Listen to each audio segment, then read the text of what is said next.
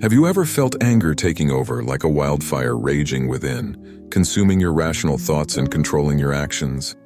If so, you're not alone. Anger is one of the most destructive emotions we face. But what if I told you that the ancient Stoic philosophers held the key to mastering this powerful force? The slave-turned-philosopher Epictetus once said, "Men are disturbed not by things, but by the principles and notions which they form concerning things." Insightful, right? The timeless wisdom of Stoicism can revolutionize your approach to anger, fostering a calmer, more centered existence, and granting you the resilience needed to remain unaffected and free from anger's grip. In this video, we'll explore 10 powerful Stoic practices to help you control your anger. This isn't just passive viewing, it's an interactive experience, and we invite you to actively participate, sharing your perspectives. Stay with us to the end, as this journey promises not just knowledge, but an opportunity for deep self-reflection and transformation. And if you're new here, hit that subscribe button to join our community exploring warrior philosophies like Stoicism. So take a deep breath, open your mind, and let's begin mastering the art of controlling anger the Stoic way. You may be surprised at how simple yet powerful these practices are. Have you tried any Stoic methods before to manage anger? Let me know in the comments below. Sharing our experiences will enrich this transformative process. With that, let's dive into the first Stoic practice on recognizing the destructive nature of anger. Practice number 1, recognize anger's destructiveness. You know that feeling when anger just takes over, when the red mist descends and rational thought flies out the window. The ancient Stoic philosophers had some sobering insights about what this destructive force does to us. Seneca, that wise old Roman, put it bluntly, "No person has ever been disgraced by the anger of another. The shame comes from our own anger." Ouch, right? He's calling out how anger diminishes and enslaves us from within. Think about it. When we let anger rule, we become its slave. We act on impulse, ignoring that still, rational voice inside. Seneca likened it to a temporary madness, robbing us of our freedom and clear judgment. And modern neuroscience backs this up. Anger literally hijacks the brain's rational thought processes. In the heated grip of anger, the amygdala, the brain's primal response center, goes into overdrive, while the prefrontal cortex, responsible for reasoning and consequences, gets bypassed. It's why we become irrational, rash, and impulsive when angry. And it gets worse. In the throes of anger, our judgment gets utterly clouded. We can no longer see situations objectively or weigh the consequences properly. Anger acts like blinders, narrowing our focus to just this one thing, consuming us from the inside, blinding us to alternative perspectives and better solutions. Studies show anger significantly impairs cognitive abilities like memory, attention, and decision-making. When angry, we're more likely to make mistakes, take unnecessary risks, and act against our own best interests. But maybe the most dangerous aspect is how contagiously anger spreads. Seneca observed how it unites groups in destructive chaos, one person's fury igniting others in a vicious feedback loop. Modern research confirms that anger triggers special mirror neurons in our brains, causing it to spread like wildfire among people and crowds. The consequences are all too real. Angry mobs make shockingly poor decisions, show increased hostility and aggression, and are far more prone to violence and destruction. What may start as a minor incident can escalate into uncontrolled anarchy if we let anger run unchecked through the group. It's why the Stoics recognized anger as a dire threat, the mortal enemy of reason, wisdom, and virtue. By truly understanding its destructive force, how it enslaves us, warps perceptions, cripples judgment, toxifies relationships, and spreads like contagion, we take that crucial first step in controlling this primal emotion. Because make no mistake, the goal isn't to simply restrain anger, but to uproot it entirely through profound self-awareness and emotional mastery. Only by eradicating anger from our psyches can we align with the Stoic ideals of tranquility and harmonious social living.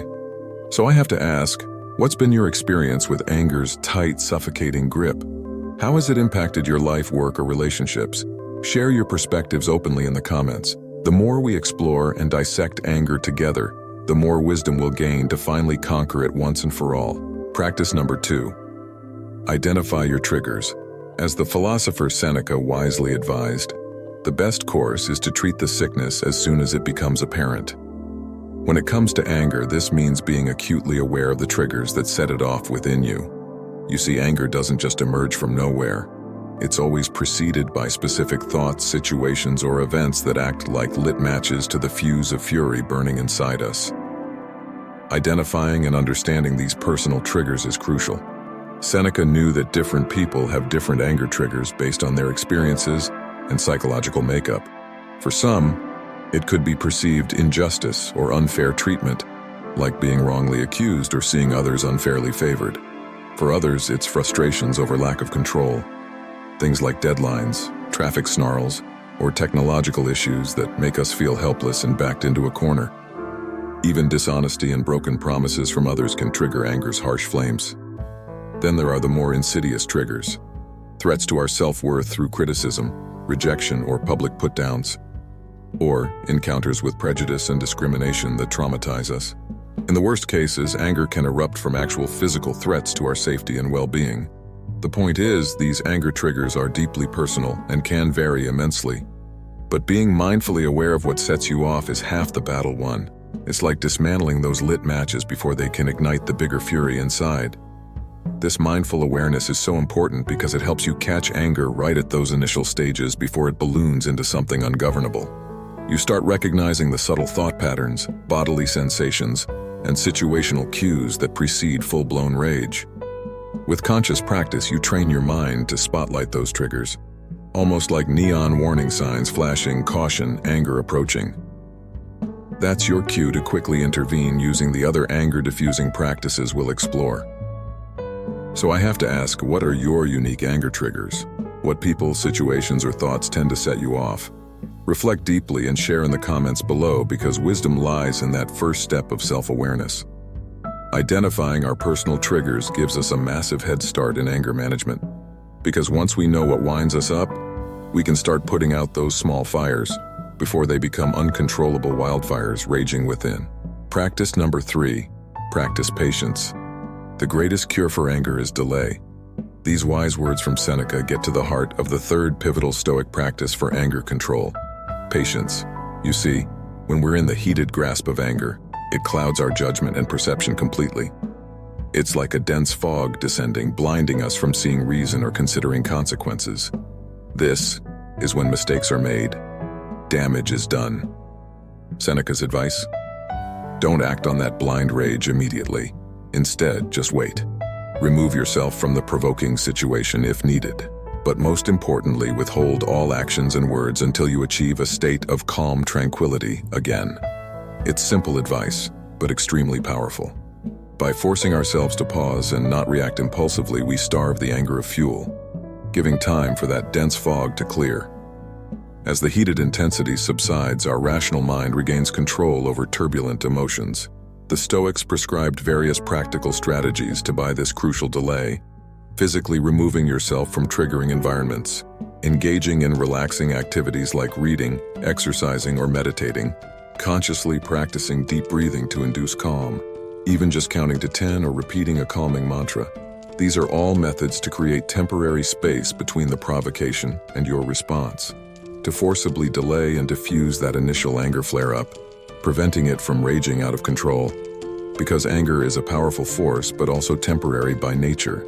Like a hurricane, it will inevitably blow over if we have the patience and discipline to withstand the storm rather than act out in the midst of it. As the saying goes, there's never a better piece of advice than this: just take your time. By learning to pause, delay, and wait out anger's intensities, we begin mastering it rather than being enslaved by it. So when you feel those anger triggers start firing, force yourself to pause. Remove yourself if needed. Breathe, relax, create space. Recognize the anger for what it is, an intense but temporary emotion. Then watch how the fog of rage slowly dissipates to reveal your innate calm rationality once again. Patience, discipline, and delay. Mastering these simple strategies douses the wildfire of anger before it can take destructive hold. Share how practicing patience has helped you in the comments below. Practice number 4, self-deprecating humor. This one might sound a bit counterintuitive at first, but the Stoics were firm believers in deploying self-deprecating humor as an anger antidote. Hear me out on this clever tactic. The Roman statesman Cato was a master at using wit and humor to diffuse rage. On one occasion, Cato was pleading a case when his legal adversary Lentulus spat in his face, a move intended to provoke outrage. But rather than erupting in anger, Cato simply wiped off the spit and quipped wryly, "I'll confirm to anyone that the story is wrong, that you can't use your mouth properly, Lentulus." By meeting the insult with humor rather than hostility, Cato deftly stripped away its power to anger him. His witty rejoinder transformed a potentially explosive situation into one for laughter instead. This is the essence of using self-deprecating humor to control anger. By momentarily making light of ourselves and not taking things too seriously, we deny provocations their intended effects. Imagine someone insults your intelligence or questions your competence. The instinctive response is outrage and retaliation. But by beating them to the punch with a self-mocking joke about your own flaws or foibles, you disarm the insult completely. It's an extremely tough mindset to master. After all, we're conditioned to protect our egos and images at all costs. But deploying humor, especially at our own expense, is an incredibly powerful anger diffuser because it projects indifference. By laughing off insults aimed at us, we implicitly belittle the insulter while also preserving our own inner peace and restraint. It's an amazingly mature and emotionally intelligent response. The other upside of using self-deprecating humor, it tends to frustrate and confuse people who are actively trying to anger you. When met with lighthearted humor instead of rage, they're the ones left flustered about what to do next. It's a shockingly effective way to control your anger and protect your tranquility of mind from external provocations. The key is being adept at joking about your own flaws and imperfections without getting defensive or insecure about it. So don't take yourself too seriously, my friends. A cutting remark or insult doesn't need to derail your rational calm. Practice deflecting anger and preserving inner peace by deploying some well-timed self-deprecating wit. As Cato showed, it's an incredibly deft and disarming anger antidote when wielded skillfully. Practice number 5, self-reflection. Controlling anger requires deep self-reflection and introspection, as emphasized by the Stoics. We must examine our thoughts, emotions, and actions daily to identify destructive mental patterns fueling anger. A powerful tool is keeping an anger journal. Record details of angering events, what triggered you, how intense it felt, and thoughts running through your mind. Over time, you'll notice patterns in your personal anger triggers. This self-awareness allows you to develop coping strategies by catching early signs and thought distortions preceding full-blown rage. The journal also instills accountability by forcing you to confront anger's roots honestly. The Stoics believed such self-examination was key to emotional mastery. By shining a light on anger's origins through journaling and contemplation, you steadily erode its power over you. Start this practice immediately. Each time anger arises, pause and record the event candidly in a journal or notes app. Examine the stories your mind created. Gradually, you'll gain remarkable insights into dismantling anger from its source, your own psyche. What has your experience been with self-reflection? Share any stories or insights in the comments below as we explore this pragmatic path to anger control. Practice number 6, art and creative expression. While the Stoics emphasized logic and rationality, they also understood the therapeutic value of creative arts and sensory pleasures in times of emotional turmoil. Let's explore how engaging in art and music can be a potent anger antidote. Seneca advised those prone to anger outbursts, "Let the mind be calmed by reading poetry, charmed by the tales of history." His words underline how immersing ourselves in artistic expression can induce a state of tranquility. You've likely experienced this before, how getting absorbed in an engaging novel, beautiful painting, or soul-stirring symphony creates a sense of inner stillness and peace. Art and music reach into our core and influence our emotional state. This is the essence of expressive therapy, using various creative outlets as tools for processing and managing our emotions, even volatile ones like anger.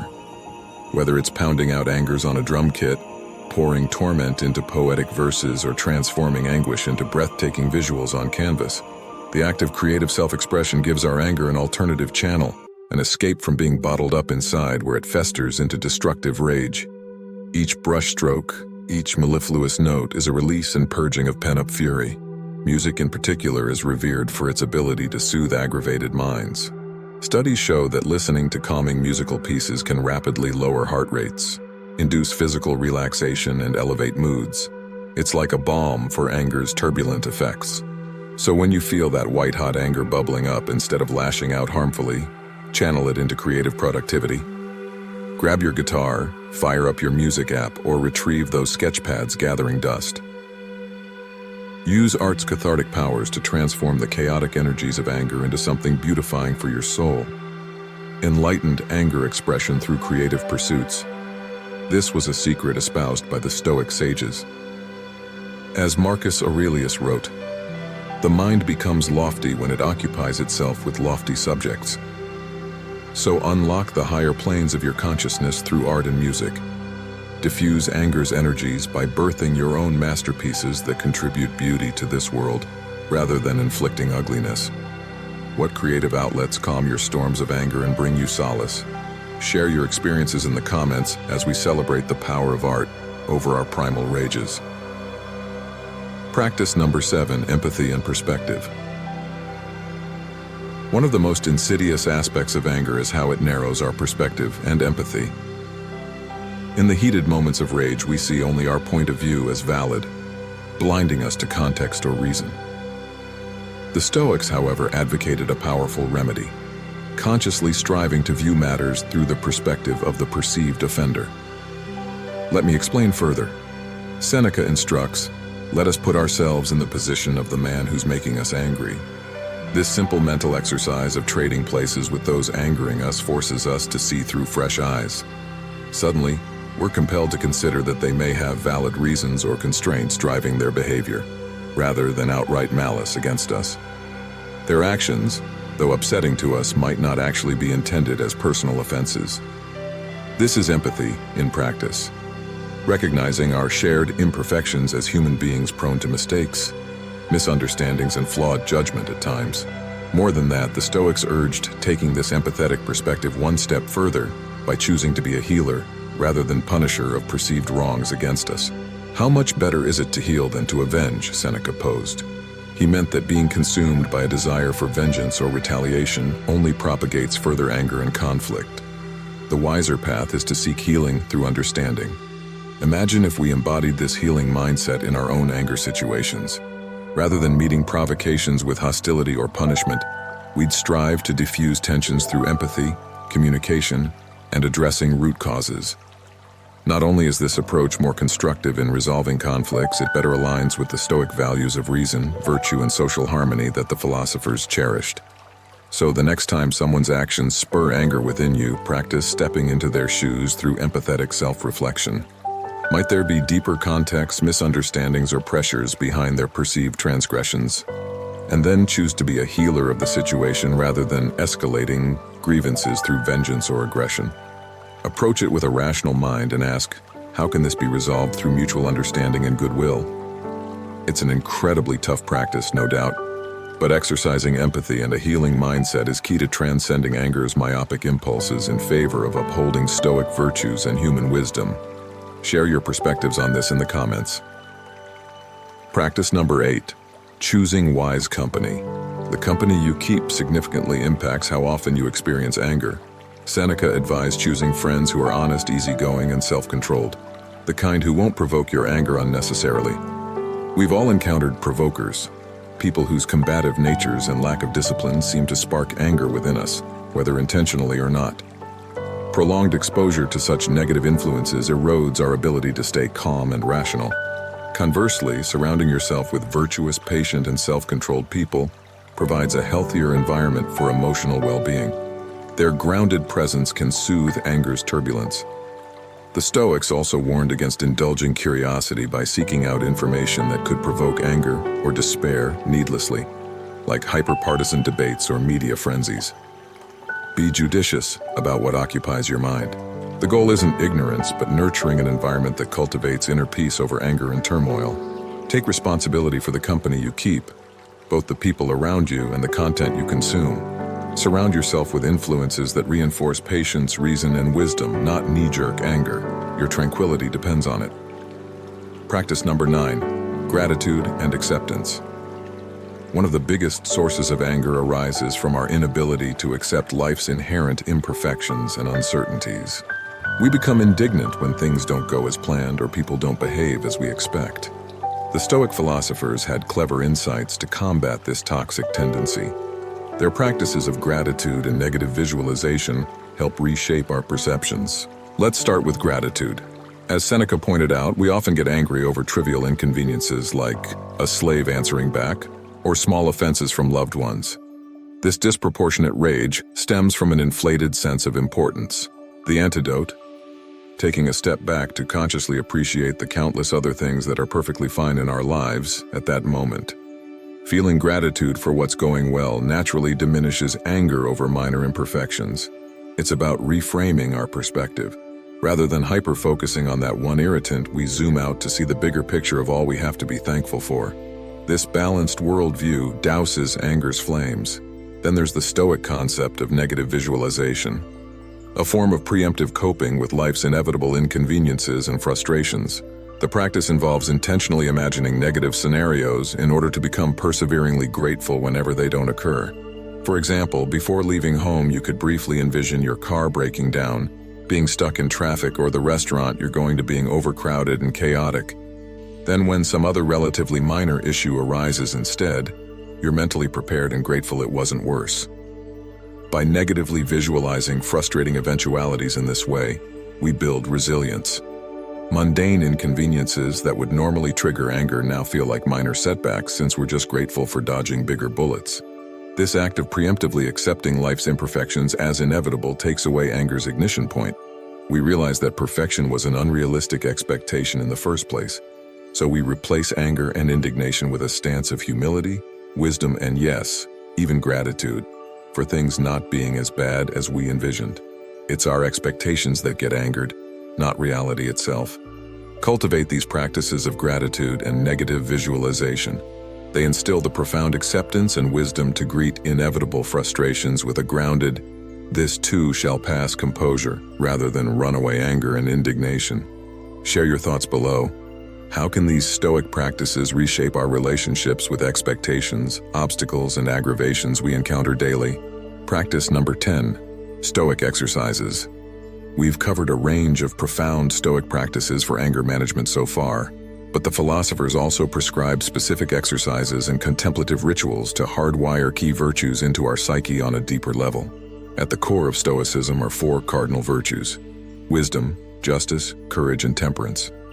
Steadfastly cultivating these virtues fortifies our capacity to maintain tranquility and withstand anger's turbulence. Let's explore some of the landmark Stoic exercises the ancient practitioners used for exactly this purpose of attaining emotional mastery.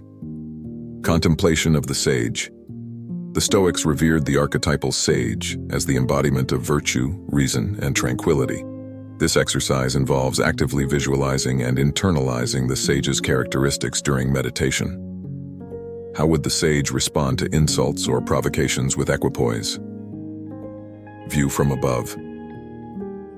Marcus Aurelius was fond of this thought experiment, imagining a cosmic perspective from high above to recognize oneself as a tiny speck in the grand scheme.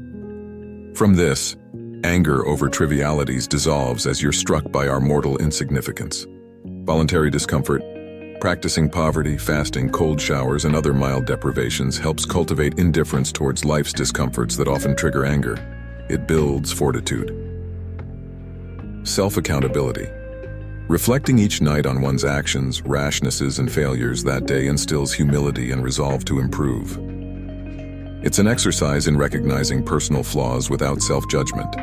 The Stoics recognized that embodying the virtues required diligent practice akin to physical exercise. Our capacity for emotional endurance and reason would steadily grow through consistent repetition of such introspective rituals. You could start small by picking one exercise that resonates with you most, perhaps doing 5 minutes of view from above contemplation each morning, or adopting self-accountability journaling before bed. As you entrench these practices, you'll find your perspective widening, your rash impulses steadying, and crucially, your tolerance for life's test without resorting to anger substantially expanding. Bit by bit, You're retraining your mind and nervous system to a new normalized state, that of stoic tranquility, patience, and self-restraint. Provocations that would have earlier ignited rage now meet prudent indifference. So explore these time-honored stoic exercises and find which rituals call to you. Because make no mistake, like sculpting physical muscle, building our mental spiritual fortitude requires diligent and sustained effort. But that unwavering effort is what separates the wise from the anguished, the stoic sage from the angry maiden. Stay committed to the practice and you too can wear the armor of stoic virtues impenetrably. Share your thoughts, experiences, or questions on these deep practices in the comments below. Conclusion: we've covered an extensive range of profound stoic wisdom and practices for mastering one of humanity's most volatile emotions, anger. From recognizing its destructive nature to identifying personal triggers, embracing patience, self-reflection, creative outlets, empathy, choosing positive company, cultivating gratitude, and consistent stoic exercises. Each of these 10 practices represents a powerful tool in our journey towards unshakable inner tranquility in the face of anger's turbulence. But the true power lies in integrating all of them into our lives as a cohesive whole. Imagine how transformative it would be to truly embody these stoic principles, to respond to provocations and adversities not with heated outrage, but with a grounded calm born of wisdom, emotional mastery, and perspective. This is the higher plane of consciousness that the ancient Stoic sages operated from. Anger was rendered impotent from the start because nothing had the power to disrupt their entrenched rationality and virtue. But such rarefied equanimity isn't an innate state. It's cultivated painstakingly through the constant practices we've explored here. We must put in the work to reforge our conditioned psyches and nervous systems. So I invite you, implore you, to not just be inspired by these ideas, but to start implementing them wholeheartedly into your daily existence. Recognize how liberating it would be to never again be enslaved by anger's grip. Consistently journal about your anger triggers. Breathe through provocations with patience. Disarm insults with self-deprecating humor. Explore creative arts to diffuse turbulent emotions. Be empathetic with perceived offenders. Surround yourself with harmonious people and influences. Visualize the cosmic perspective to recognize anger's pettiness. Fast and experience discomforts voluntarily. Hold yourself accountable with nightly self-reflection. Integrate all these stoic practices steadfastly into your life's cadence. Gradually, you'll feel anger's asphyxiating grip over you loosening. You'll experience longer stretches of grounded inner peace. You'll carry yourself with the unshakable poise of a stoic sage in situations that would have earlier triggered mayhem. True transformation is never instantaneous. It's an endurance journey of 1,000 hard-fought steps, but take those steps diligently using these stoic practices as your compass, because a life of uncompromised tranquility, wisdom, and virtue awaits you at the other end. So what will it be? Complacent enslavement to anger's cyclical toxicity, or the path of stoic emotional mastery? Decide consciously and start implementing these teachings today. I'll leave you with this. Share your biggest takeaways and commitments in the comments below. What specific practices will you start integrating? What are your goals for anger mastery? Stating your intentions is a powerful first step. The road is arduous, no doubt, but together, using these timeless stoic guideposts, we can undertake this life-defining journey to reach the higher planes of emotional freedom, one where anger no longer rules, but where we rule over anger. Start that journey here today. Your tranquil destiny awaits.